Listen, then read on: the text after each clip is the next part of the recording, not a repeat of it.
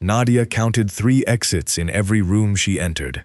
Tonight, standing inside the narrow back room of the Gilded Fox Tavern on the south bank of the Thames, she counted only one, and her handler, a man she had trusted for 4 years, was blocking it. "You are finished," Hargrove said.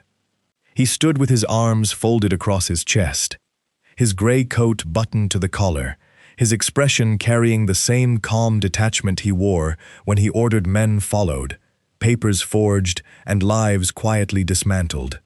2 of his personal guards flanked him, their faces half hidden beneath the low brims of their hats. Nadia kept her breathing steady. She had been summoned here under the pretense of receiving a new assignment. A simple letter, sealed with Hargrove's personal wax stamp, had arrived at her boarding house that afternoon. She had dressed in her operative's cloak, tucked her pocket watch into the inner fold of her bodice, and walked straight into a trap. "I have served the network without a single failure," she said, keeping her voice level, "which is precisely why this must be handled carefully." Hargrove stepped forward and extended his open palm. "Your credentials, your cipher book, your cloak. On what grounds? Theft." He said the word the way a surgeon names an incision. "Clean, final. 300 pounds in gold, drawn from the operational treasury. The withdrawal bears your signature." Nadia's stomach turned cold. She had signed no such document. She had not touched the treasury in over 6 months. But she understood immediately what had happened. Hargrove had created the evidence himself, a forged signature, a manufactured trail, and in their world, where every operative existed outside the protection of ordinary law, an accusation from a handler was the same as a conviction. "That signature is a forgery," Nadia said. "Prove it." Hargrove's mouth curved into something that could barely be called a smile. "You have no allies in this room, Blackbird. You have no allies anywhere. I built your cover. I assigned your missions. I own every thread of the identity you walk around in. And tonight, I am pulling every last thread out." He snapped his fingers. The 2 guards moved forward. One reached for the brass clasp of her cloak, the heavy wool garment that marked her as an active agent of the Crown's shadow network. Nadia stepped back, but there was nowhere to go. The wall pressed against her spine. She unfastened the clasp herself, letting the cloak slide from her shoulders into the guard's waiting hands. "The cipher book," Hargrove said. She pulled the slim leather volume from her sleeve and tossed it onto the table between them. "And the rest of your effects. I carry nothing else." Hargrove studied her for a long moment. His gaze drifted briefly toward her chest, where the pocket watch rested beneath layers of linen and cotton. Nadia held absolutely still. If he searched her, everything would unravel. The watch was ordinary in appearance, scratched brass with a cracked face, but concealed inside the casing there was something Hargrove did not yet know she possessed. A key, the master key to Duke Cassian's private intelligence vault. She had carried it for 3 months without telling a soul. Hargrove waved his hand dismissively. "Get her out through the back. Make sure she is seen by no one." The guards took her by the arms and marched her down a damp corridor that smelled of old beer and river mud. A heavy door groaned open, and the night swallowed her whole. The alley behind the Gilded Fox was barely wide enough for 2 men to walk side by side. Broken crates lined the walls. The cobblestones were slick with something Nadia chose not to identify. The door slammed shut behind her. She heard the bolt slide into place. She stood alone in Blackfriars Alley, without a cloak, without credentials, without a single coin in her possession. The air had been threatening all evening, and now the sky made good on its promise. The first drops landed heavy and warm on her bare shoulders, and within 30 seconds, the heavens opened entirely. Nadia pressed herself against the wall, beneath a narrow overhang that offered almost no protection. Water poured down the brickwork and soaked through her dress within minutes. Her hair clung to her face. Her fingers, still steady, found the pocket watch through the wet fabric and held it tight. She would not go back to the boarding house. Hargrove would have men waiting there. She could not approach any of the network's safe locations because her name would already be circulating on the compromised list. By morning, every operative in London would know that Blackbird had been burned. She was, in every practical sense, a ghost. The sound of hooves reached her before the light did. A black carriage, drawn by two dark horses, turned into the mouth of the alley, at a pace that suggested the driver knew exactly where he was going. The coach was unmarked, its windows covered with heavy curtains, its lanterns trimmed so low they barely cut through the downpour.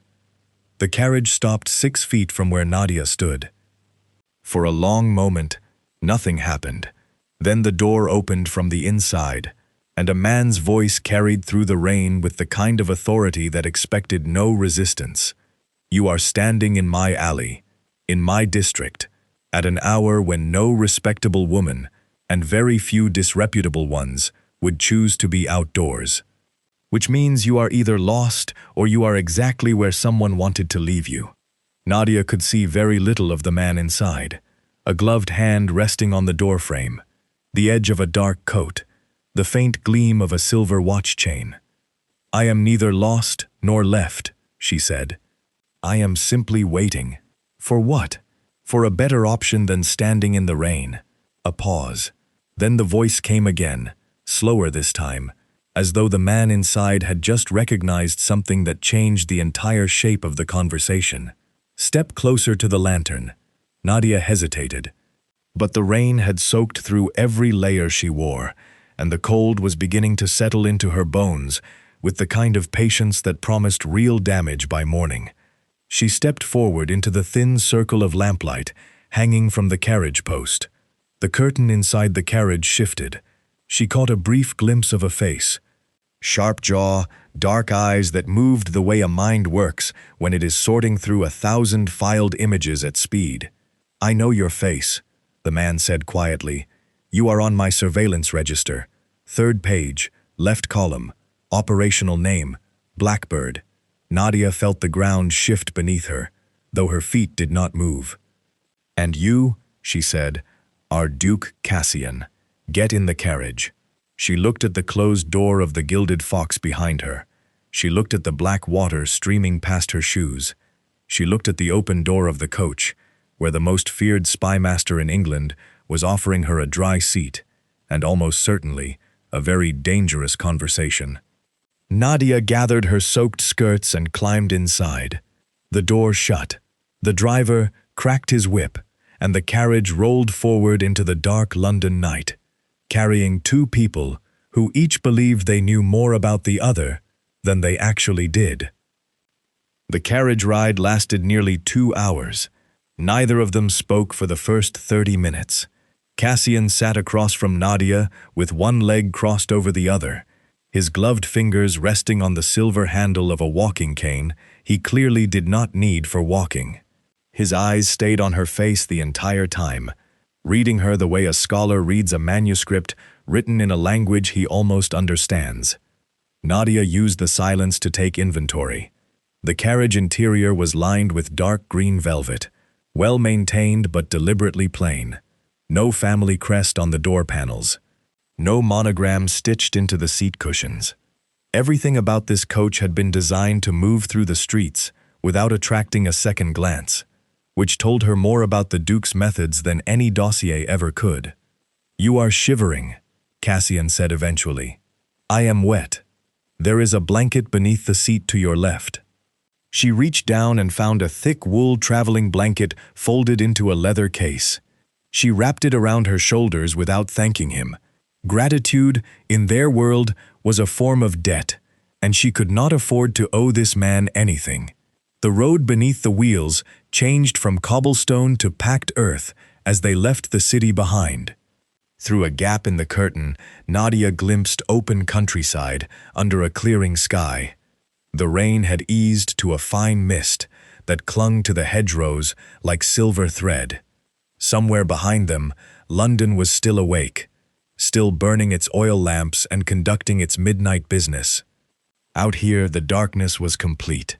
The carriage slowed as it approached a set of iron gates, tall enough to require a man on horseback to reach their top rail. Two groundsmen emerged from a stone gatehouse, each carrying a lantern and a heavy ring of keys. They unlocked the gates without speaking, bowed as the carriage passed through, and locked everything again behind it. The drive beyond the gates wound through a dense corridor of elm trees whose branches met overhead, forming a tunnel that blocked out even the faint moonlight. When the trees finally opened, Blackwood Manor appeared like a fortress, dressed in the clothes of a country house. 3 stories of gray stone, tall windows, all shuttered, a central entrance flanked by columns that had been built to impress visiting diplomats and intimidate everyone else. Lanterns burned at the front door, casting long shadows across a gravel courtyard where 2 more guards stood at attention. The carriage stopped. A footman opened the door. Cassian stepped out first and extended his hand to Nadia with the mechanical politeness of a man performing a gesture he had been taught, rather than one he felt. She accepted it only because the step down was high and her wet shoes had no grip left in them. "Mrs. Holt will show you to a room," Cassian said, already walking toward the front door. "You will find dry clothing and something warm to drink. I suggest you use both." An older woman appeared in the doorway, her gray hair pinned beneath a starched cap, her apron pressed with the kind of precision that suggested she ironed it twice. Mrs. Holt assessed Nadia in a single glance, the way experienced housekeepers assess everything, measuring the distance between what a person appears to be and what they actually are. "This way, miss," Mrs. Holt said, and led her through a wide entrance hall lined with oak paneling and portraits of men whose expressions all carried the same inherited severity. They climbed a staircase to the 2nd floor. Mrs. Holt opened a door at the far end of the corridor and stepped aside. The room was comfortable without being generous. A 4-poster bed with plain white curtains, a writing desk positioned beneath the window, a washstand with a porcelain basin and a fresh towel. On the bed, someone had already laid out a cotton nightgown, a clean chemise, and a pair of woolen stockings. "Tea will be brought up shortly," Mrs. Holt said. "The fire has been laid. Shall I send a girl to help you undress?" "I can manage." Mrs. Holt nodded and left. Nadia heard the door close, and then she heard something else, the distinct sound of a key turning in a lock on the outside. She crossed to the door and tried the handle. Locked. She moved to the window. The shutters were fastened from the outside with iron bolts.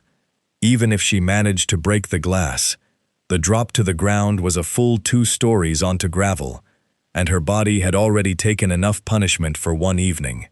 She was not a guest. She was a prisoner in a very comfortable cell.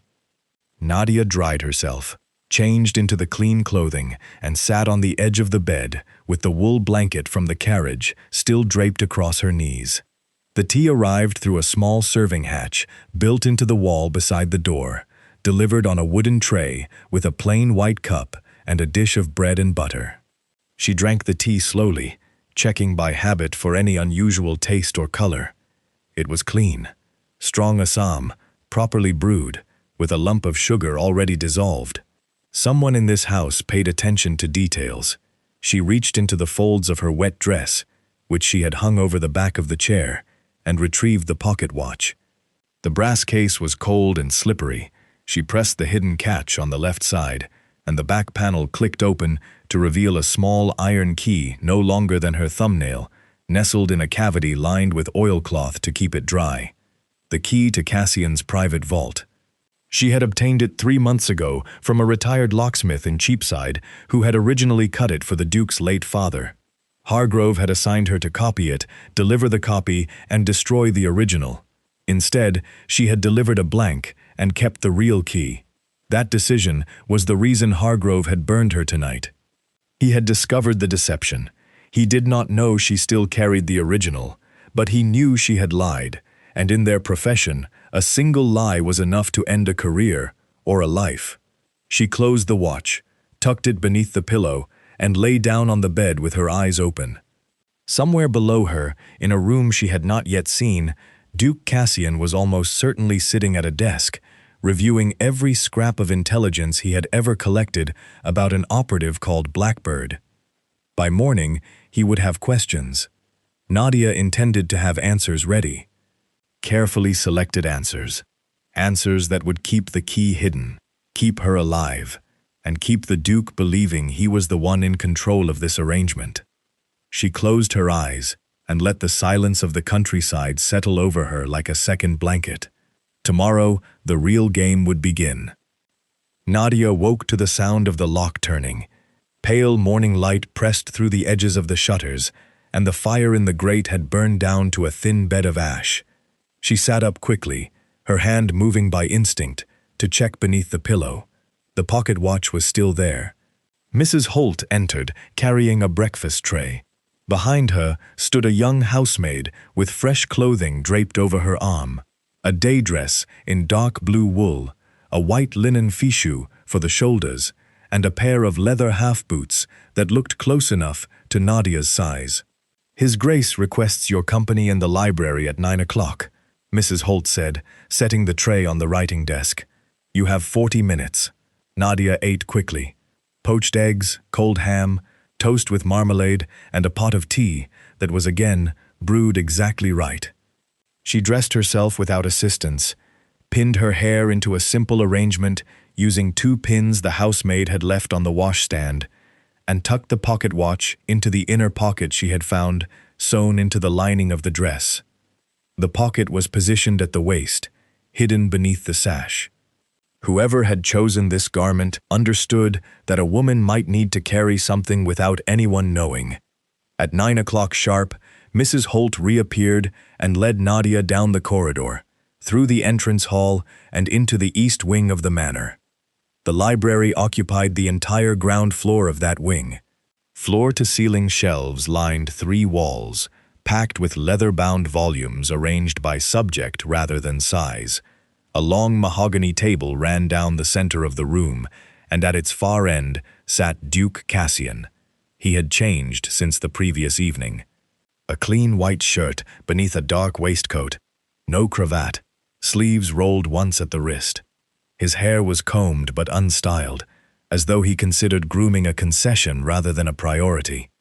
In front of him lay an open leather folder containing what Nadia immediately recognized as an intelligence dossier. Her intelligence dossier. "Sit down," he said, gesturing to the chair across from him. She sat.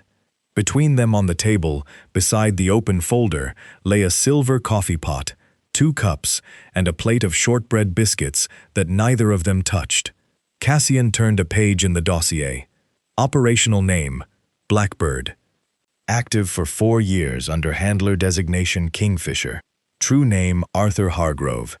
Assignments include 3 domestic surveillance operations, 1 courier interception in Dover, and 1 long-term infiltration in Edinburgh lasting 7 months.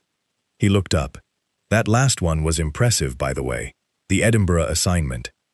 You embedded yourself inside a textile merchant's household and extracted shipping manifests that exposed a smuggling route running from Leith to Amsterdam. Hargrove took full credit, naturally. Nadia said nothing. "What I find interesting," Cassian continued, turning another page, "is that your file goes quiet 6 months ago. No new assignments logged, no field reports submitted. Hargrove marked you as inactive due to illness. But you do not strike me as a woman who has spent half a year in bed." "I was reassigned," Nadia said, informally. "By Hargrove?" "Yes." "To what purpose?" This was the first turn in the road, and Nadia had rehearsed it carefully during the long hours of the night. The truth was that Hargrove had tasked her with penetrating Cassian's personal network, copying the vault key, and delivering it so that Hargrove could access the Duke's private registry of double agents. But she could not say that. If Cassian learned she had been sent to spy on him, the conversation would end, and her freedom would vanish. "He asked me to audit the security of a private collection," she said. "Documents belonging to a high-ranking official. He wanted to know whether the collection could be accessed by outside parties." Cassian's expression did not change. "Which official?" He never told me the name. He gave me a location and a set of architectural drawings. I was to assess the physical security and report back. And did you? I submitted my assessment 3 months ago.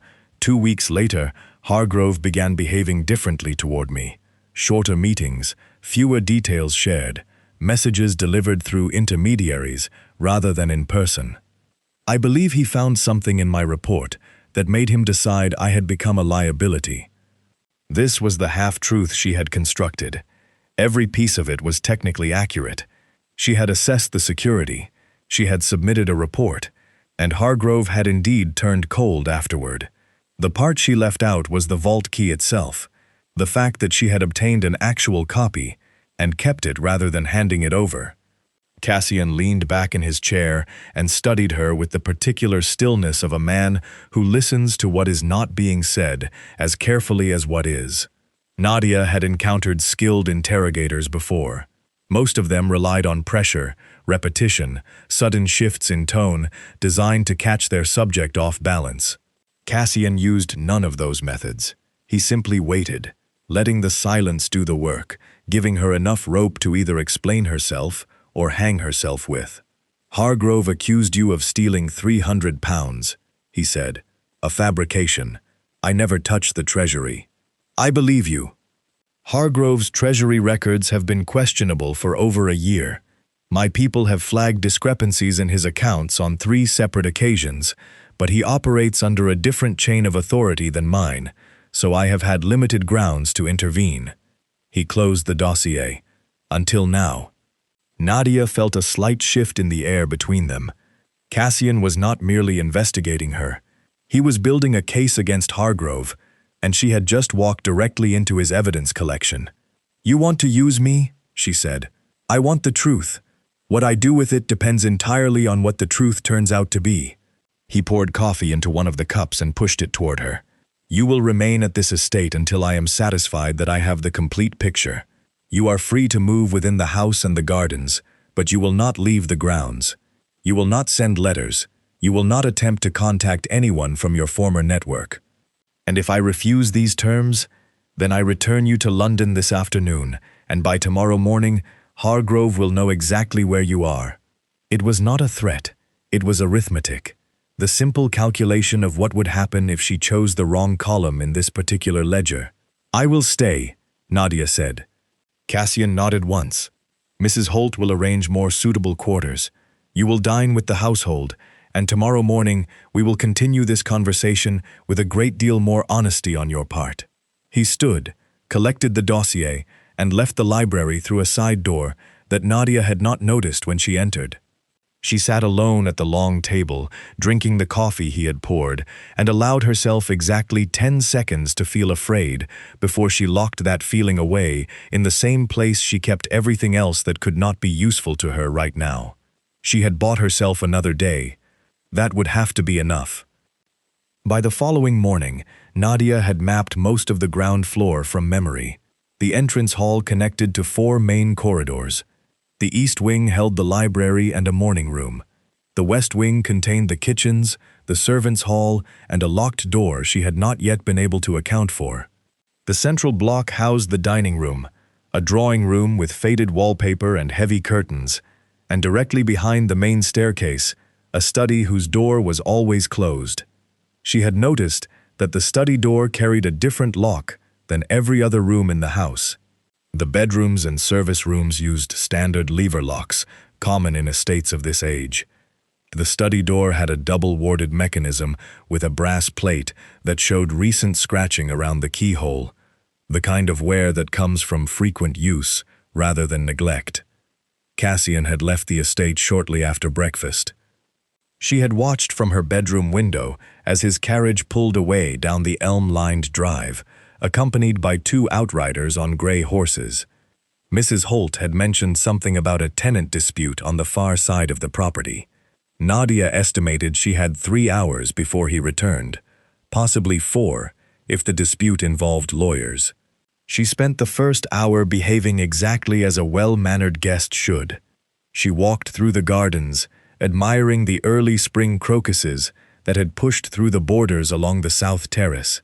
She accepted a cup of tea from a kitchen maid, who seemed genuinely pleased to have someone to serve other than Mrs. Holt and the groundsman. She sat in the morning room with a volume of poetry she had taken from the library and read 12 pages without absorbing a single word. At 10:30, she made her move. The servants followed a predictable rhythm. Mrs. Holt conducted her inspection of the upper floors between 10 and 11 each morning. The kitchen staff were occupied with preparations for the midday meal. The 2 interior guards rotated their patrol on the quarter hour, which left a gap of roughly 4 minutes when the central corridor was unobserved. Nadia reached the study door during one of those gaps. She knelt and examined the lock. Double-warded, as she had suspected, but older than it appeared. The mechanism had been installed at least 20 years ago and maintained rather than replaced, which meant the internal springs would have developed a slight give over time. She reached into her hair and withdrew one of the pins Mrs. Holt's housemaid had provided. Straightening the pin between her fingers, she inserted it into the lower ward channel and applied gentle upward pressure. The lock opened on her 3rd attempt. The study was smaller than she expected. A writing desk positioned beneath a window that overlooked the rear courtyard. 2 armchairs flanking a cold fireplace. A tall bookcase against the left wall, filled with bound ledgers rather than novels, each spine marked with a year in gold lettering stretching back to 1789. The air smelled of ink, old paper, and the faint sweetness of pipe tobacco. Nadia went to the desk first. The drawers were locked, but she did not attempt them. Desk locks were often rigged with tells, a hair placed across the gap, a speck of wax on the handle, small signs that would alert the owner to any tampering. Instead, she turned her attention to the bookcase. She ran her fingers along the spines of the ledgers, feeling for inconsistencies. The volumes from 1789 to 1806 were uniformly bound in dark brown calfskin. The volumes from 1807 onward used a slightly different leather, lighter in color and smoother in texture. But the volume marked 1804 was wrong. It was the right color, the right size, and it sat in the correct position on the shelf, but its spine was a fraction thicker than its neighbors. She pulled it from the shelf. It was not a ledger at all. The covers had been hollowed out and refitted around a shallow wooden box. Inside the box, resting on a square of green baize, lay 3 items. A folded sheet of paper sealed with unmarked wax, a small brass compass with the glass face removed, and a strip of linen printed with a series of numbers and letters that Nadia recognized immediately.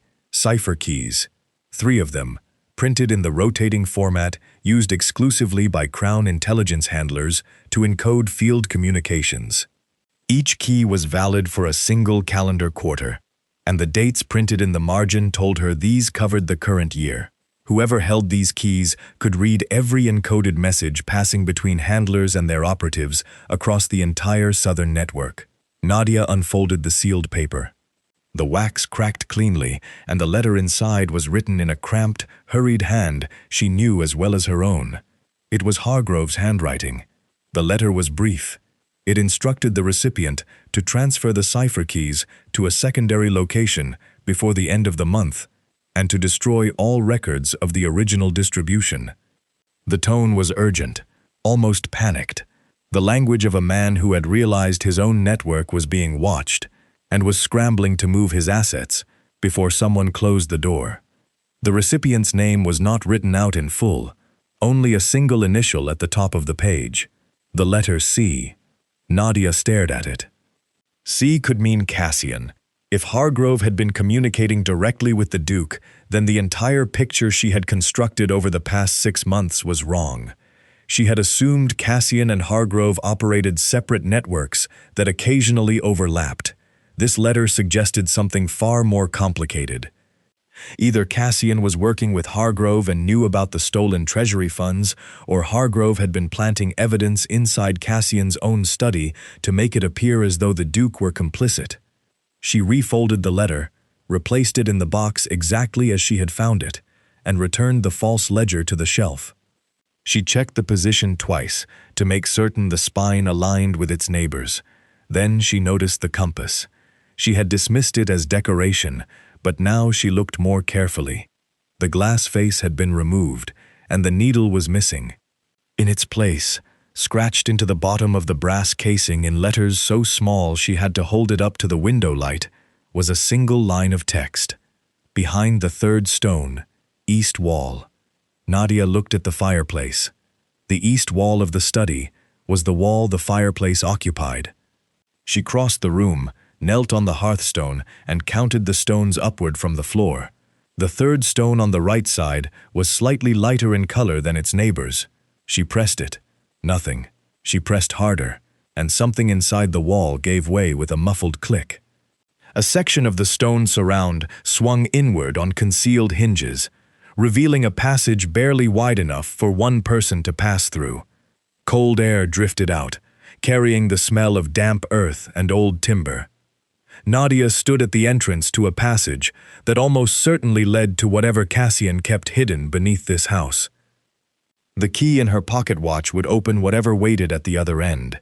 She pulled the stone panel shut, smoothed her skirts, and left the study exactly as she had found it, locking the door behind her with the same hairpin.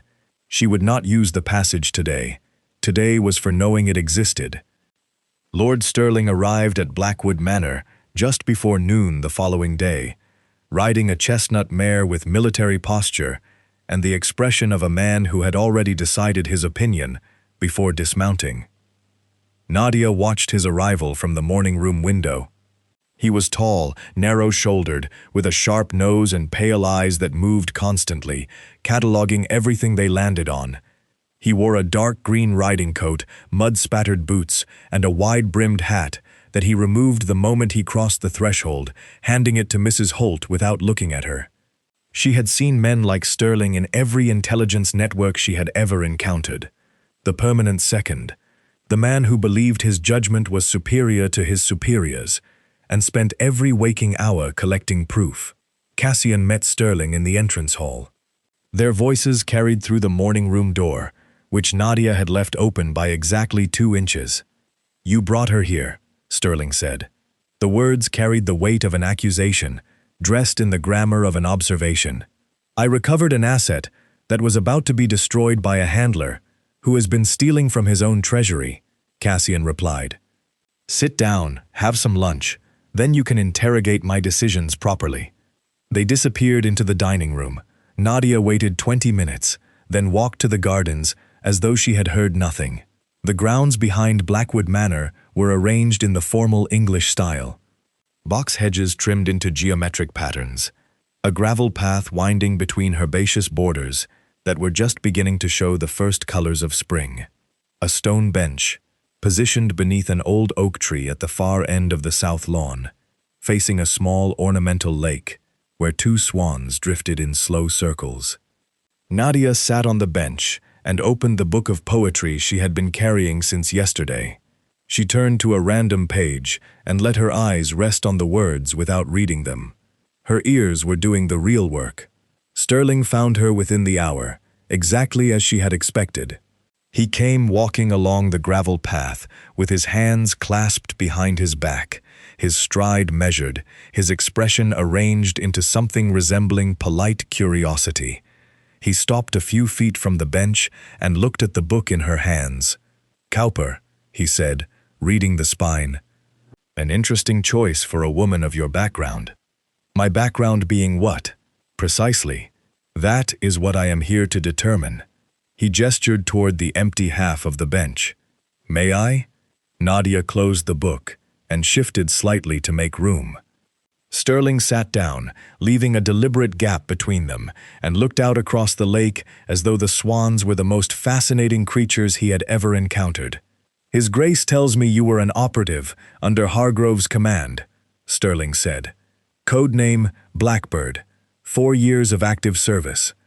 Burned 2 nights ago over a financial accusation you claim is false."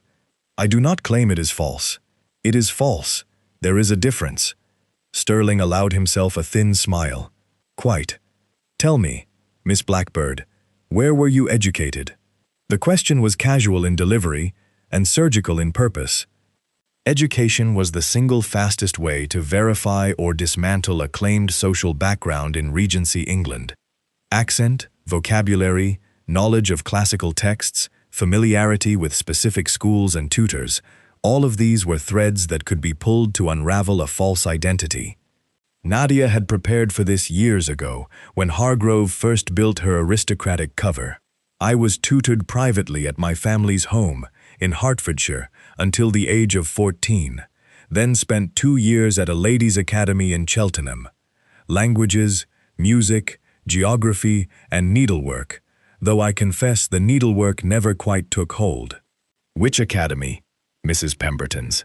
It closed in 1805 after Mrs. Pemberton's husband lost their property in a speculation scheme.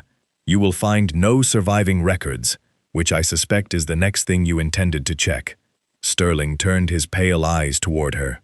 You anticipate questions rather efficiently.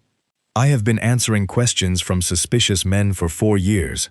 Lord Sterling, you develop a rhythm. He shifted on the bench, recrossing his legs, and changed his approach entirely. Do you know the Cavendish cipher? The name landed in the conversation like a stone dropped into still water. The Cavendish cipher was an encoding method used exclusively by a French-aligned intelligence cell that had operated briefly in London during 1808, before being dismantled by Crown agents. Any legitimate English operative would know the name from briefing documents, but only someone who had actually used the cipher would know its mechanical details, and using it had been classified as an act of treason since 1809. Sterling was testing whether she would recognize it, deny it, or make the fatal mistake of demonstrating familiarity with its structure. I know the name, Nadia said carefully. It appeared in a briefing I received during my 2nd year. A French encoding method. Rotating substitution with a double key overlay. It was banned from operational use after the Laurent cell was broken up. Can you construct a sample encoding? I could, but doing so would place me in violation of standing orders, and I do not believe you have the authority to grant an exception, Lord Sterling, however much you might enjoy watching me try. Sterling stared at her for a long 5 seconds. Then he laughed. It was a short, dry sound, like a single clap, and it vanished as quickly as it arrived. You are very good, he said. I will give you that. I am adequate. Good would have meant avoiding this situation entirely. Sterling stood and brushed a leaf from his knee. I will be staying at the manor for the remainder of the week. His Grace has asked me to assist in evaluating your account of events. I intend to be thorough. I would expect nothing less. He walked back toward the house without looking over his shoulder. Nadia watched him go and measured exactly what had just happened. Sterling had tried 3 different angles in under 10 minutes. Social verification, operational knowledge, and a direct provocation designed to make her demonstrate classified skills. She had deflected all 3, but the effort had cost her something. Sterling was sharper than Hargrove. Hargrove operated on suspicion and self-interest. Sterling operated on pattern recognition, and pattern recognition was far harder to fool over time. She needed to move faster. Sterling's presence at the manor meant her window for accessing the hidden passage behind the study fireplace was shrinking by the hour. Every day she delayed was another day for Sterling to find a thread she had failed to tuck away. Nadia opened the book of poetry again and stared at the page until the words blurred. She would go through the passage tomorrow night, while Sterling and Cassian dined. She would use the key. She would see what the vault contained, and then she would decide whose side she was truly on. The plan to enter the passage never happened. On the morning of the 5th day, Cassian informed Nadia over breakfast that they would be leaving Blackwood Manor. I am moving you to a secondary residence in Bath, he said, spreading butter across his toast, with the calm precision he applied to everything. The house is smaller, quieter, and further from Hargrove's reach. Lord Sterling will remain here to manage estate affairs in my absence. Nadia set down her teacup. Why Bath? Because I received word last night that Hargrove has dispatched men south from London. Two of them were spotted at an inn outside Guildford, asking questions about a woman matching your description. He knows you did not simply disappear, and he is narrowing the geography. How long before they reach Surrey? 2 days? Perhaps less if they hire fresh horses. Nadia understood the calculation. Blackwood Manor was well guarded, but its location was known to senior members of the intelligence community. Hargrove had visited the estate twice in previous years for operational briefings. He knew the roads, the gates, the surrounding villages. Bath, on the other hand, was 80 miles west and offered the particular advantage of being a crowded city where two people could disappear among thousands of visitors taking the waters and attending assemblies. They departed within the hour. Cassian's traveling coach was larger than the unmarked carriage he had used in London, but equally plain. 2 horses in front, a driver on the box, and a single armed outrider trailing behind on a bay gelding. Nadia sat facing forward. Cassian sat across from her, with a leather satchel on the seat beside him, its brass buckles fastened tight. The first 3 hours passed without incident. The road from Surrey wound through rolling farmland, dotted with sheep and crossed by slow brown streams, still swollen from the recent rains. They stopped once at a coaching inn near Basingstoke to change horses, and Cassian bought 2 meat pies from a woman selling them from a basket by the stable yard. They ate in the carriage, neither of them particularly interested in conversation. It was past Andover, on a stretch of road that cut through a dense wood of beech and ash, that the trouble arrived. Nadia heard it before she saw it. The outrider's horse broke stride, and a shout carried from somewhere behind them. She turned to look through the small rear window and saw 3 riders emerging from a farm track that joined the main road at an angle. They wore dark clothing, scarves pulled across their faces, and they were closing the distance fast. "We have company," she said. Cassian was already looking. He rapped twice on the roof of the carriage with his cane, and the driver responded immediately, cracking the whip and pushing the horses into a full gallop. The coach lurched forward, throwing Nadia against the seat back. Through the rear window, she watched the 3 riders spread into a line across the road, matching the increased speed without difficulty. Their horses were fresh. The carriage team had already covered 40 miles. "They are not here to rob us," Cassian said, his voice steady despite the violent rocking of the coach. "Common highwaymen work in pairs and carry pistols where you can see them. These 3 have blades and no visible firearms. They want something specific." Nadia's hand moved instinctively to her waist, where the pocket watch sat in the hidden pocket of her dress. She knew exactly what they wanted. "The road narrows ahead," Cassian said, pulling a folded map from the satchel and scanning it with practiced speed. "Quarter mile from here, there is a stone bridge over a river. The bridge is single width. If they reach us before the bridge, they can flank the carriage on both sides. If we reach the bridge first, they are forced to follow in single file. And beyond the bridge? Open farmland for 2 miles, then the Weyhill crossroads, where there is a turnpike with a toll keeper and usually a constable." Nadia looked through the rear window again. The riders had closed to within 50 yards. She could hear the drumming of their hooves over the noise of the carriage wheels. The outrider had fallen back to position himself between the pursuers and the coach, but 1 man against 3 was a delay, not a solution. "Your driver," Nadia said. "Can he take the bridge at full speed? He has done worse. Then tell him to cut left just before the bridge approach. There will be a drainage ditch on the left side of the road. If he swings the coach wide and then pulls sharply right onto the bridge, the first pursuing rider will have to check his horse to avoid the ditch. That breaks their formation." Cassian studied her for a single second. Then he leaned out of the window and shouted the instruction to the driver in clipped, precise terms. The bridge appeared ahead through the trees. It was a narrow span of old stone, barely wider than the carriage itself, arching over a shallow river that churned brown and white between mossy banks. The road leading to it curved slightly to the right. The driver did exactly as instructed. 30 yards from the bridge, He pulled the team left, toward the edge of the road, where a deep drainage channel ran parallel to the gravel. The carriage tilted dangerously, and for a terrible moment, Nadia thought the left wheels would drop into the ditch entirely. Then the driver hauled the reins right. The horses responded, and the coach swung onto the bridge with inches to spare on either side. Behind them, the lead rider saw the ditch too late. His horse shied left, stumbling on the soft ground, and the rider behind him was forced to pull up sharply to avoid a collision. The third rider attempted to go wide around both of them and lost his footing on the muddy riverbank, his horse sliding sideways down the slope toward the water. By the time all three riders recovered and crossed the bridge in single file, the carriage had gained 200 yards. The open farmland beyond gave the driver room to push the horses harder, and the turnpike at Weyhill appeared within 15 minutes.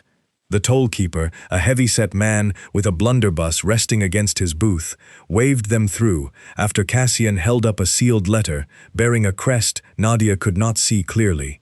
The riders did not follow past the turnpike. Inside the carriage, Cassian refolded his map and placed it back in the satchel. He looked at Nadia with an expression she had not seen from him before. Curiosity layered with something that resembled the early stages of respect. "That maneuver with the ditch," he said. "You have ridden in pursued carriages before."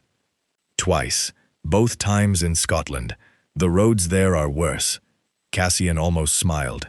"We will reach Bath by nightfall, and when we arrive, you and I are going to have a very honest conversation about that pocket watch you keep touching through your dress." Nadia removed her hand from her waist. She had not realized she was doing it. Bath announced itself through the carriage window as a city built from honey-colored stone and arranged with the kind of geometric confidence that suggested its architects had never experienced a moment of doubt. The streets curved in wide, deliberate crescents. The buildings rose in uniform terraces, each one dressed in columns and cornices that caught the last of the evening light and held it like a promise. The house Cassian had arranged was at the western end of the Royal Crescent, a long sweep of 30 townhouses joined together in a single unbroken facade that overlooked a sloping lawn and the river valley beyond. From the outside, the residence looked identical to its neighbors.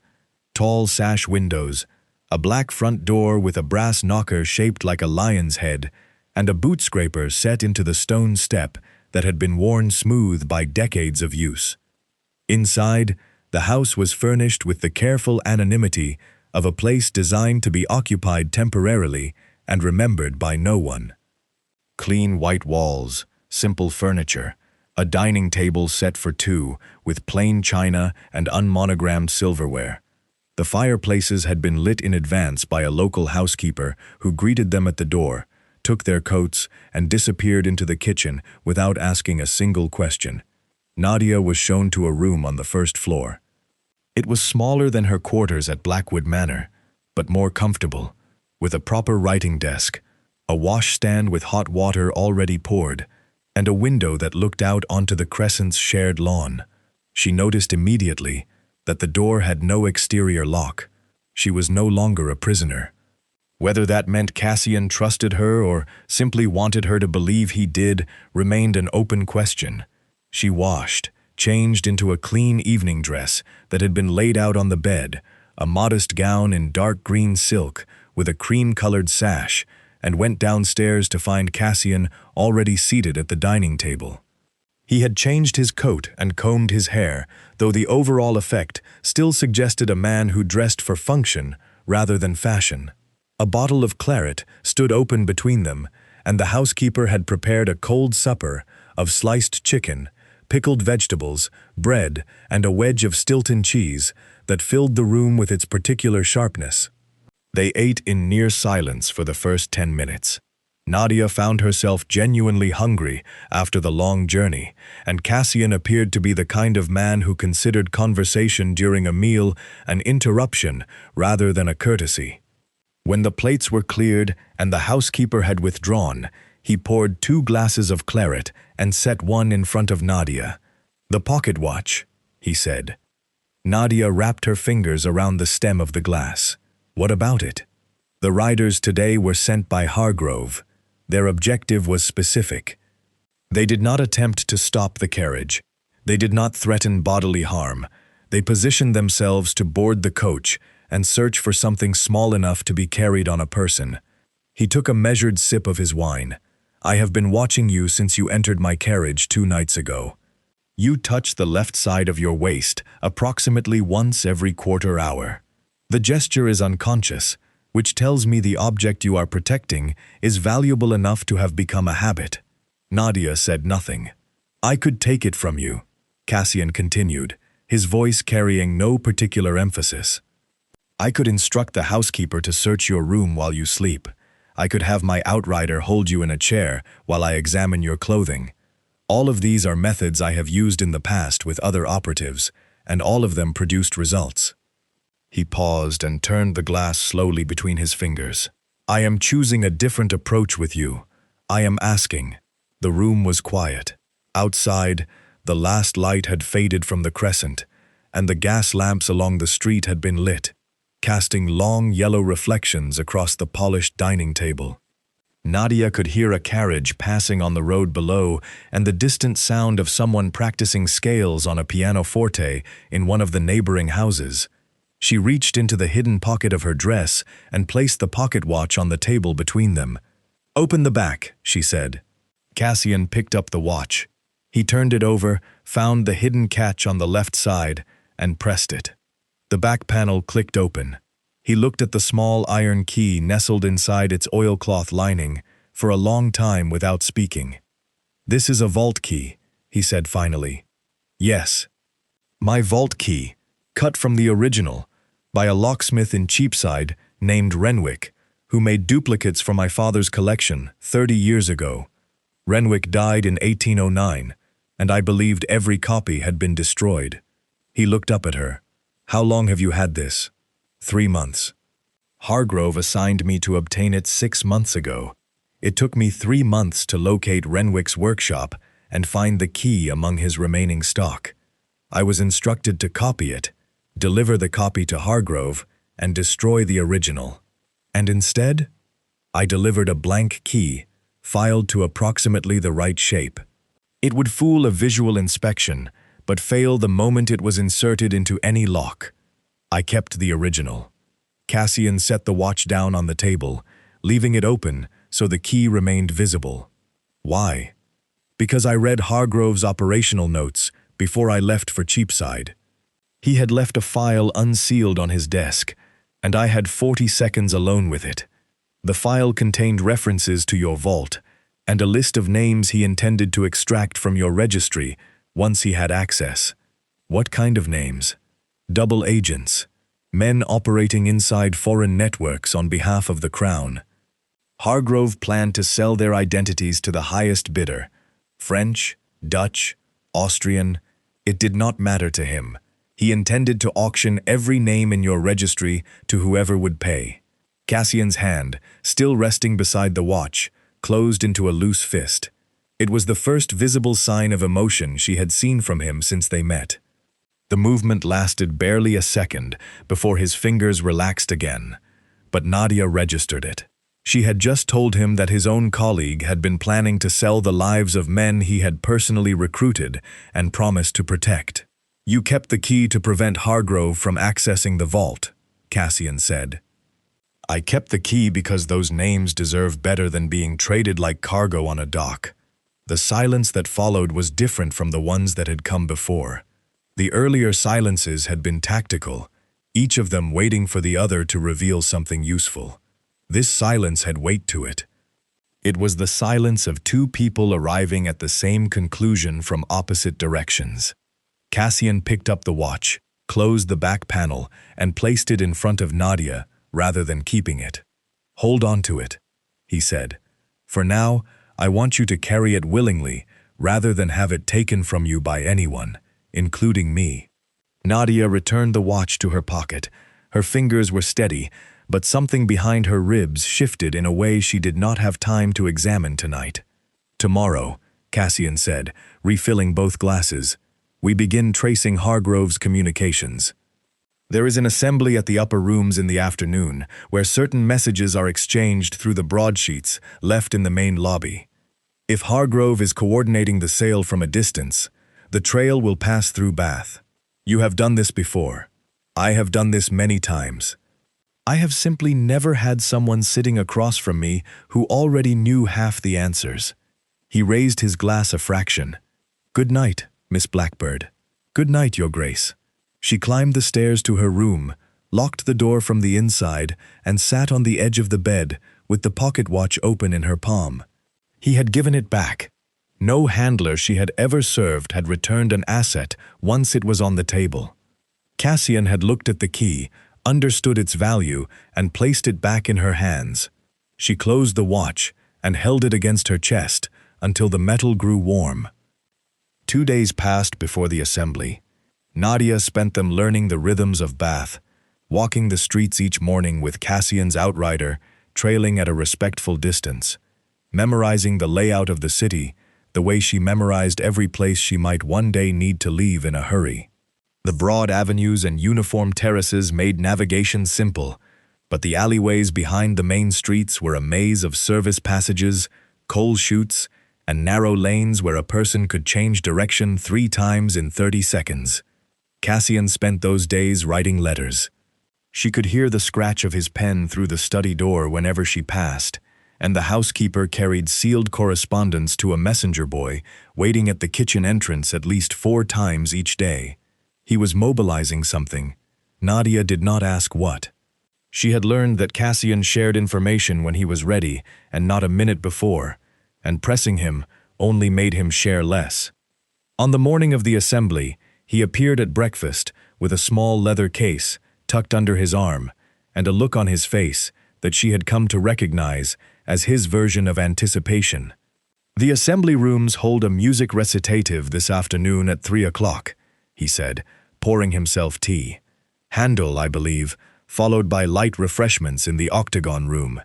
The event attracts somewhere between 80 and 120 guests, depending on the weather and who is currently feuding with whom. And among those guests, at least 2 individuals who serve as message drops for handlers operating outside London. They attend every public gathering during the season, circulate among the crowd for approximately 1 hour, and leave behind encoded broadsheets in the lobby, reading stands. The broadsheets look identical to the ordinary newspapers available in any coffee house. The difference is in the classified advertisement columns. Nadia understood immediately. Classified advertisements in newspapers were already used by the general public to communicate everything from property sales to personal appeals. Embedding an encoded message inside a legitimate advertisement column was elegant in its simplicity. Anyone scanning the page would see ordinary notices. Only someone who knew the cipher key would recognize which advertisements were real and which carried hidden instructions. You believe Hargrove is using this channel to coordinate the sale of the registry names, she said. I believe he has been using it for months. My people have intercepted fragments before, but we lacked the cipher keys to decode them. Until now. He opened the leather case and placed 3 items on the table. A magnifying lens, a blank sheet of paper, and a pencil sharpened to a needlepoint. You found cipher keys in my study at Blackwood Manor. Nadia's teacup paused halfway to her mouth. She set it down carefully. You knew. I knew within an hour of your visit. The false ledger on my shelf contains a strand of horsehair placed across the opening. When the book is removed and replaced, the hair falls. My valet reported it that same evening. You said nothing. I wanted to see what you would do with what you found. You chose to leave everything in place and tell no one.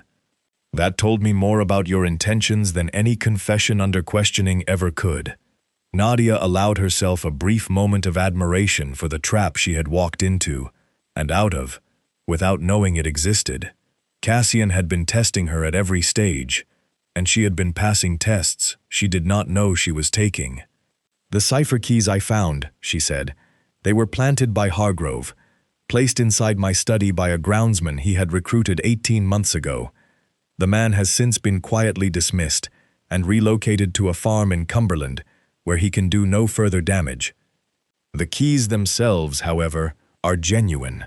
Hargrove used real operational ciphers because forged ones would have been detected instantly by anyone with training, which means those keys can still decode his current communications. Precisely. They arrived at the assembly rooms shortly before 3. The building occupied a prominent position on Bennett Street, its columned entrance busy with carriages depositing well-dressed visitors who climbed the steps in pairs and small groups, the women in pale afternoon dresses and pelisses trimmed with ribbon, the men in tailcoats and polished boots. Nadia wore a cream muslin gown borrowed from the bathhouse's wardrobe, with a short Spencer jacket in navy blue and a bonnet that framed her face closely enough to discourage casual recognition. Inside, the main ballroom had been arranged with rows of gilt chairs facing a small stage where a quartet of musicians was tuning their instruments. The octagon room to the side held tables of refreshments, and beyond that, the entrance lobby contained 3 wooden reading stands, each holding a selection of the day's newspapers and periodicals. Cassian steered them toward the octagon room first, where they collected glasses of lemonade and exchanged pleasantries with 2 elderly women who wanted to discuss the weather and a retired colonel who wanted to discuss his gout. The performance began at 3, and they took seats near the back of the ballroom where Nadia could watch the lobby entrance without turning her head. 20 minutes into the first piece, a man in a brown coat entered the lobby, browsed the reading stands for approximately 2 minutes, and departed. He left behind a single folded broadsheet tucked between the pages of a periodical. 12 minutes later, a woman in a green dress performed the same action at the opposite stand, exchanging one newspaper for another that she carried in her reticule. When the interval came, Nadia and Cassian moved to the lobby. He collected the broadsheet left by the man in the brown coat, while Nadia retrieved the exchanged newspaper from the second stand. They carried both to a quiet corner of the octagon room, where Cassian opened his leather case and spread the pages flat on a side table, partly concealed by a large potted fern. Nadia worked through the advertisement columns with the magnifying lens, while Cassian transcribed each encoded phrase onto the blank paper. Using the cipher key she had memorized from the Blackwood study, she decoded each cluster of letters and numbers into plain English. The work took 15 minutes, and by the end, the paper in front of them contained 2 decoded messages. The first was a set of instructions directing the recipient to prepare shipping documents for a consignment of goods, described as estate papers of significant historical value, to be collected from a warehouse at Bristol Docks on the 10th day of the month. The second was a confirmation that payment of £400 had been deposited with a merchant banking house in the name of a trading company Nadia had never heard of. Cassian read both messages twice. "Estate papers of significant historical value," he repeated. "That is the registry. He has already moved it out of London. Bristol Docks. 2 days from now. Then we have 2 days to get there before those papers leave English soil permanently." He folded the decoded messages into his coat pocket and returned the original broadsheets to the reading stands, exactly as they had been. "Can you identify the warehouse from the shipping codes in the first message?" Nadia looked at the string of numbers she had copied onto the margin of the paper. Port codes, berth assignments, and a warehouse reference number using a system she had learned during her Edinburgh assignment. "Yes, I know this format. I can find the exact location." Cassian gathered the leather case and offered her his arm as they walked back through the ballroom, looking for all the world like 2 unremarkable guests enjoying an afternoon of music. "Bristol," he said quietly as they descended the front steps into the afternoon sunlight. "I will send word to my men tonight. We leave at first light." Nadia matched his pace down Bennett Street, her hand resting lightly on his arm, the decoded numbers running through her mind like the melody the quartet had been playing. Except this composition had only one possible ending, and it would be performed in a dockside warehouse rather than an assembly room. Bristol smelled of salt, tar, and commerce. The harbor stretched along the river Avon in a long curve of stone quays crowded with vessels of every size, from small coastal traders with patched sails to heavy merchant brigs loaded with goods bound for the West Indies and the Baltic. Cranes swung overhead, lifting crates and barrels from holds onto waiting carts. Dock workers shouted instructions in a mixture of English and languages Nadia could not immediately place. Gulls circled above it all, screaming at each other over scraps of fish dropped on the cobblestones. They had arrived the previous evening and spent the night at a modest inn on Queen Square, a mile from the waterfront. Cassian had sent 3 of his men ahead by a faster route, and they were already positioned at different points around the harbor by the time Nadia and Cassian walked down to the quayside at 9:30 in the morning.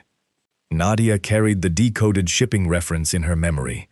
She had destroyed the paper copy before leaving Bath, burning it in the fireplace of the Royal Crescent House and grinding the ashes with the poker until nothing legible remained. The reference number followed a format she had encountered during her Edinburgh work. The first 2 digits identified the section of the harbor. The next 3 specified the warehouse. The final pair indicated the berth number assigned to the outgoing vessel. Section 14 was at the far eastern end of the docks, past the main commercial wharves and into an area used primarily for private storage. The warehouses here were older, built from dark brick with heavy timber doors and iron fittings, rusted the color of dried blood. Fewer workers moved through this section, and the ones who did walked with the purposeful disinterest of men who had learned that noticing things in this part of the harbor could be professionally inconvenient. Warehouse number 3 stood between a rope-maker's storehouse and an empty building whose windows had been boarded shut. It was 2 stories high, with a loading door on the upper level that opened onto a wooden crane arm extending over the quay. The ground floor entrance was a pair of double doors, secured with a chain and a padlock the size of a man's fist. Cassian positioned himself at a chandler's shop across the lane, pretending to examine a display of brass fittings in the window while watching the warehouse entrance. 2 of his men took up positions further along the quay, one leaning against a stack of timber, the other sitting on a bollard with a fishing line dangling into the water. The third man, a wiry fellow named Doyle, whom Nadia had met briefly at the inn, stationed himself at the harbor master's office to monitor any vessels preparing to depart from berth 7. Nadia walked past the warehouse twice, noting details. The padlock on the front doors was new, its brass still bright against the rusted chain. A side entrance on the eastern wall had been fitted with a simpler lock, and the frame showed scratches, suggesting it had been opened recently. 2 small windows on the ground floor were covered with oilcloth from the inside, blocking any view of the interior. On her 3rd pass, she stopped at the side entrance and examined the lock. It was a basic 3-lever mechanism, old enough to have significant play in the wards. She glanced up the lane in both directions, confirmed she was unobserved, and used the same hairpin technique that had served her at Blackwood Manor. The lock surrendered in under a minute. The interior of the warehouse was dim, lit only by the thin gray light, filtering through gaps in the oilcloth over the windows. The ground floor was largely empty. A few old crates stood against the far wall, their lids removed, straw packing spilling onto the stone floor.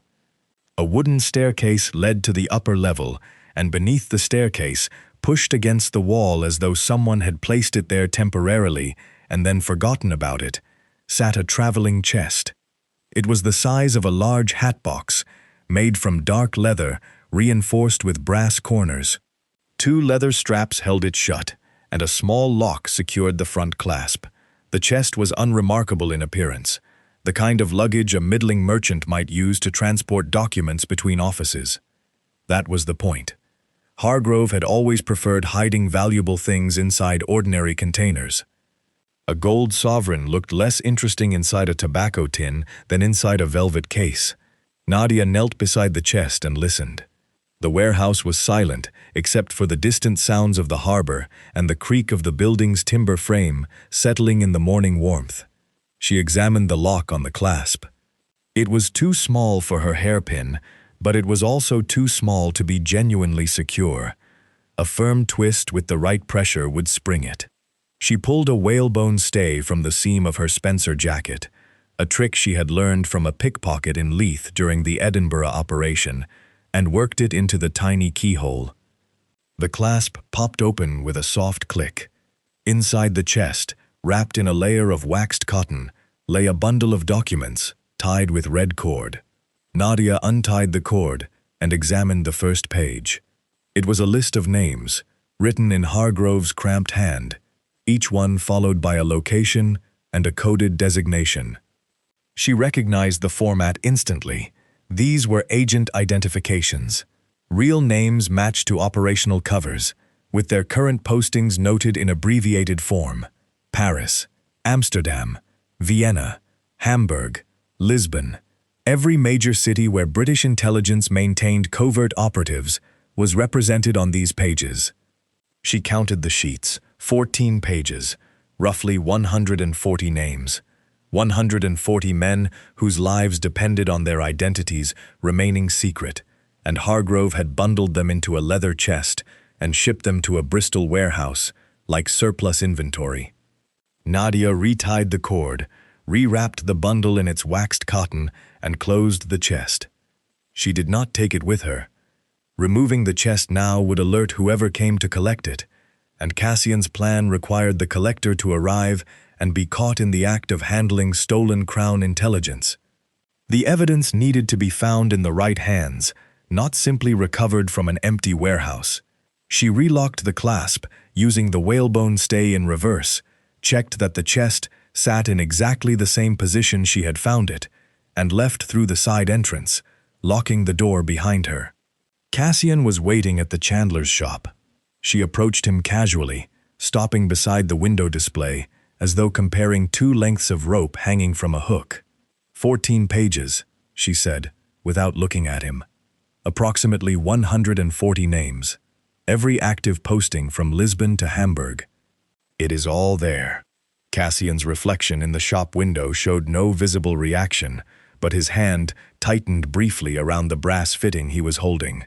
The collection. When? The berth assignment is for today. The vessel at berth 7 is a Dutch trading brig called the Korenmolen. Doyle should be able to confirm her departure schedule from the harbor master's records. My estimate is that the collector will come for the chest this afternoon, before the evening tide. Then we wait. Cassian set the brass fitting back on its hook and adjusted his coat. I will position my men inside the empty building next door. When the collector enters the warehouse and opens that chest, we close the door behind him. Nadia looked out across the harbor, where the masts of 100 ships swayed gently against the gray sky. Somewhere among them, the Korenmolen was preparing to sail with a cargo that included 140 death sentences disguised as shipping documents. Hargrove will not come himself, she said. He never collects in person. He will send someone he trusts. Do you know who that might be? Nadia thought about it. Hargrove's inner circle was small. He kept very few people close enough to handle sensitive materials. During her 4 years under his command, she had known only 3 people who had that level of access. Herself, a courier named Whitfield who had retired to Cornwall, and one other. There is a man, she said slowly. His name is Braddock, former military. Hargrove used him for high-value transfers. If anyone is coming for that chest today, it will be Braddock. Cassian nodded once. Then we will be ready for Mr. Braddock. They separated, moving in opposite directions along the quay, 2 strangers with no apparent connection to each other, or to the unremarkable warehouse standing quietly between a rope-maker and a boarded-up building, holding its terrible cargo in the shadows beneath a wooden staircase. Braddock arrived at 20 minutes past 4, exactly when the afternoon shift of dock workers was changing and the quayside was at its most crowded. He came on foot from the direction of the city center, walking with the steady, unhurried pace of a man who had been taught never to look as though he was going somewhere important.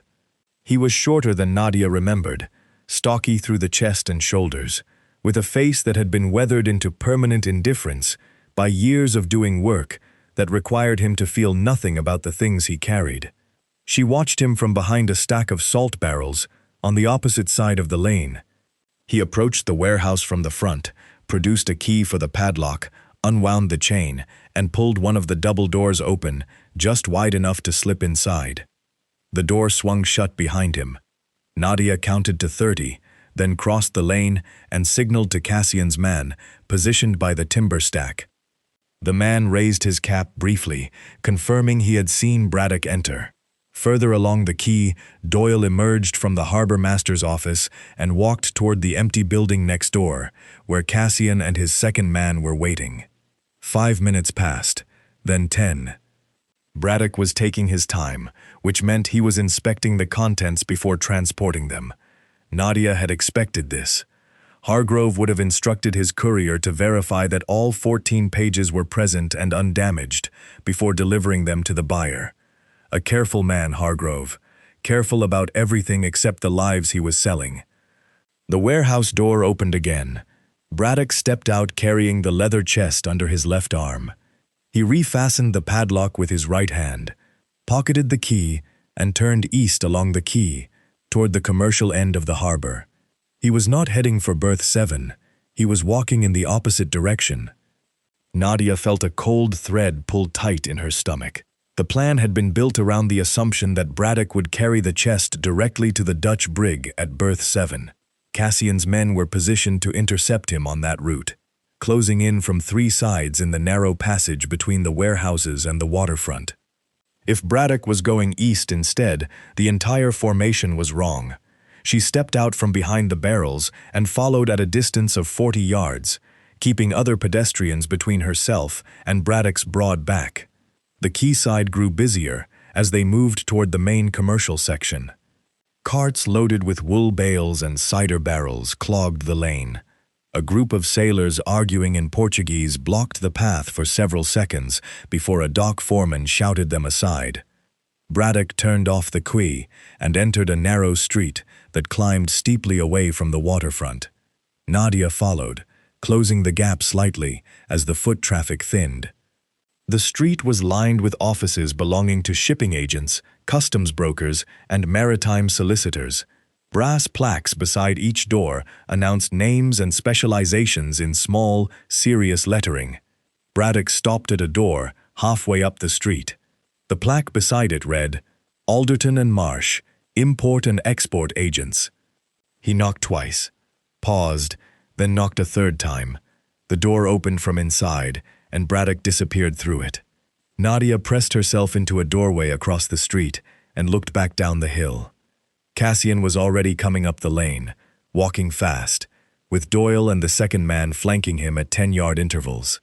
She stepped out and intercepted him before he reached the office. "He did not go to the ship," she said quietly. "He is inside. Alderton and Marsh, the door with the green frame." Alderton and Marsh. Cassian repeated the name as though filing it into a cabinet inside his head. "I know that firm. They handle customs paperwork for half the private merchants operating out of Bristol. If Hargrove is using them as a front, the forged estate deeds from the decoded messages would pass through their books as legitimate commercial documents. The buyer may be inside as well. Then we are about to meet everyone at once." Cassian positioned Doyle at the rear of the building, where a service entrance opened onto a parallel lane used for coal deliveries. The second man was stationed at the front of the street with instructions to stop anyone who attempted to leave on foot. Cassian himself walked to the green-framed door, straightened his coat, and knocked. No answer. He knocked again, harder. The door opened a few inches, and a clerk's face appeared in the gap. Young, nervous, with ink stains on his collar, and the expression of someone who had been told to expect deliveries and was now facing something considerably more authoritative. "I am here to see Mr. Alderton," Cassian said, in a voice that did not frame it as a request. "Mr. Alderton is engaged with a client at present, sir. If you would care to leave your card." Cassian placed his hand flat against the door and pushed it open. The clerk stumbled backward. Nadia followed Cassian through the entrance into a narrow hallway that smelled of sealing wax and old ledger paper. A staircase led upward on the right, and at the end of the hall, a closed door carried a brass plate reading "Private Office." Cassian opened it without knocking. The room beyond was small, furnished with a heavy desk, 2 filing cabinets, and a window overlooking the rear lane. Braddock stood beside the desk, with the leather chest still under his arm. Seated behind the desk was a thin man in his 50s, with wire spectacles, and the careful hands of someone who spent his life handling documents. And standing beside the window, holding a sheaf of papers he had clearly been in the middle of reading, was Arthur Hargrove. Nadia had not expected him to be here in person. Hargrove never collected. Hargrove never exposed himself. Hargrove operated through layers of intermediaries and deniability. Yet here he stood in a Bristol shipping office with stolen Crown intelligence spread across the desk in front of him and his personal courier at his elbow. Hargrove looked at Cassian first. Then his eyes moved to Nadia, and something shifted in his expression. Recognition followed by calculation, followed by the particular stillness of a man who understands that every exit has just been sealed. "Your Grace," Hargrove said, and the calmness in his voice was almost convincing. "This is unexpected. For you, perhaps." Cassian stepped further into the room. "Mr. Alderton, I presume," he said to the thin man behind the desk, who had gone the color of old parchment. "You will remain seated. Braddock, set the chest on the desk and step away from it." Braddock looked at Hargrove. Hargrove gave a nearly imperceptible nod. Braddock placed the chest on the desk and moved to the corner of the room, his hands visible and open. Cassian unfastened the chest and opened it. The bundle of documents lay inside, still wrapped in waxed cotton, still tied with red cord. He untied the cord, spread the first 3 pages across the desk, and read them in silence, while everyone in the room watched. 140 names, Cassian said, his voice low and perfectly even. Active operatives serving the Crown across 7 countries, packaged for sale to a foreign buyer through a customs brokerage in Bristol. He looked directly at Hargrove. "You were always thorough, Arthur. I will grant you that." Hargrove's jaw tightened. "You have no authority over my operations. I have a letter from the Lord Chancellor authorizing me to investigate financial irregularities within any Crown intelligence operation that intersects with my network." Cassian produced a folded document from his inner coat pocket and placed it on the desk beside the open chest. "Your treasury discrepancies gave me the door. Your stolen registry gave me the room. And this office, with these documents, in the presence of these witnesses, gives me everything else." Nadia watched Hargrove's face as the full weight of his position settled over him. The thin man behind the desk had begun to tremble. Braddock stared at the floor with the resigned expression of a man who had always known this day would eventually arrive. "Doyle," Cassian called. The rear door opened and Doyle stepped inside. "Send for the local magistrate. Inform him that 3 men are to be held for questioning under the authority of the Lord Chancellor's warrant." Hargrove looked at Nadia one final time. His expression carried something she had never seen from him before. It was the look of a man who had underestimated someone so completely that he could not quite comprehend how the error had been made. Nadia held his gaze until he looked away. The journey back to Surrey took 3 days. Cassian had business to conclude in Bristol, statements to be recorded by the magistrate, and arrangements to be made for the secure transport of the recovered documents to London under armed escort. Nadia spent those days at the Queen Square Inn, sleeping more deeply than she had in months, eating meals she did not have to inspect for poison, and reading a novel she had borrowed from the innkeeper's wife about a woman who inherited a crumbling castle in Northumberland. The novel was terrible, but Nadia finished it anyway, because for the first time in 4 years, she had the luxury of doing something purely because she wanted to. Hargrove, Braddock, and Alderton had been taken into custody by the Bristol magistrate and transferred to a secure holding facility outside the city. Cassian's letter from the Lord Chancellor had proven unassailable, and the physical evidence, 140 names in Hargrove's own handwriting, packaged for delivery to a foreign merchant vessel, had removed any possibility of denial. The thin customs broker had begun cooperating with authorities within hours of his arrest, providing details of 6 previous transactions Hargrove had conducted through his office over the past 18 months. Braddock had said nothing at all, which was consistent with everything Nadia knew about the man. He followed orders. He did not explain them. The carriage arrived at Blackwood Manor on a Wednesday afternoon, under a sky so clear and blue that it seemed to belong to an entirely different country than the one Nadia had been dragged through 12 days earlier. The elm trees along the drive had advanced further into spring during their absence, and the canopy overhead was now thick with pale green leaves that filtered the sunlight into shifting patterns across the gravel. Mrs. Holt met them at the front door with the composed efficiency of a woman who had been running this household through crises for longer than Nadia had been alive. Fresh flowers stood in the entrance hall. The fires had been lit in every room. A late luncheon was laid out in the dining room. Cold roast beef, early salad greens, fresh bread, and a bottle of wine that Cassian opened himself rather than waiting for the footman. Lord Stirling was gone. He had departed for London 2 days earlier, Cassian explained, to begin the formal proceedings against Hargrove's network and to oversee the process of notifying the 140 compromised operatives that their identities had been recovered before any sale could be completed. "Stirling sends his regards," Cassian said, carving a slice of beef with steady hands. "He also asked me to tell you that he has revised his initial assessment of your character. From what to what? From dangerously untrustworthy to merely dangerous. Coming from Stirling, that qualifies as a compliment. They ate lunch in the kind of comfortable quiet that exists between two people who have shared enough silence to no longer find it awkward. Afterward, Cassian suggested they take tea on the south terrace, and Nadia agreed, partly because the spring sunshine was too generous to waste indoors, and partly because she could tell from the particular way Cassian folded his napkin and placed it beside his plate that he had something prepared to say. The terrace overlooked the formal gardens and the ornamental lake beyond. The swans were still there, tracing their slow circles on the water as though nothing of any consequence had occurred in the wider world during the past fortnight.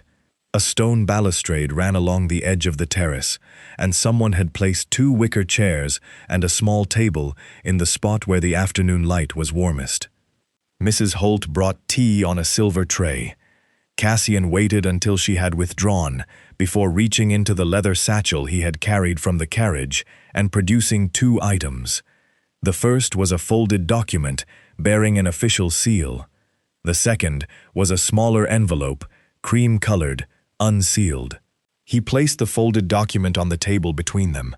"Your identity papers. Your real ones. Hargrove confiscated the originals when you entered his service 4 years ago.